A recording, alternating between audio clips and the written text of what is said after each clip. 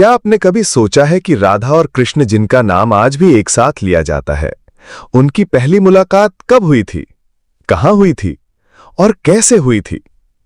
आइए चलते हैं उस ब्रजभूमि की ओर जहां प्रेम का सबसे पवित्र अध्याय शुरू हुआ था। बहुत समय पहले वृंदावन और बरसाना की भूमि हरियाली से भरी हुई थी।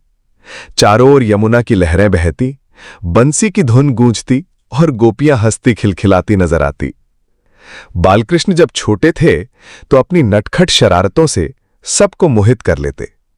एक दिन यशोदा मैया ने उन्हें दूध पीने को बुलाया, लेकिन कृष्ण ने कहा, मैया, मैं तो अब बड़ी गोपियों का दूध पीऊंगा।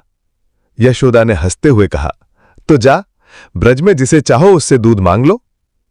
उसी समय बरसाने में एक दिव्य सुंदरी का जन्म हुआ था, राधा रानी। कहते हैं जब राधा जन्मी तो उनकी आंखें नहीं खुली, लेकिन जैसे ही नंदगांव से कृष्ण उन्हें पहली बार देखने आए, राधा ने अपनी आंखें खोली।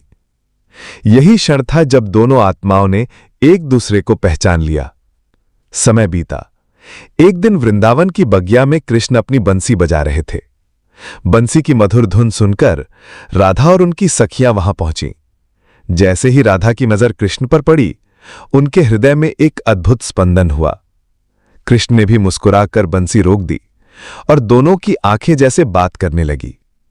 गोपियां खिलखिलाकर बोली, राधा, ये तो वही नटखट कान्हा है जो मक्खन चुराते फिरते हैं। राधा मुस्कुरा दी और कृष्ण ने धीरे से कहा, राधा, तुम्हारे बिना मेरी बंसी अधूरी है। उस क्षण से राधा और कृष्ण का नाम एक साथ जुड़ गया। उनकी ये पहली मुलाकात सिर्फ एक संयोग नहीं थी, बल्कि आत्माओं का मिलन थी।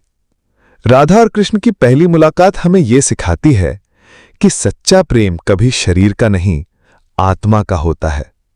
उनका प्रेम आज भी अनंत है, अमर है और हर भक्ति में जीवित है।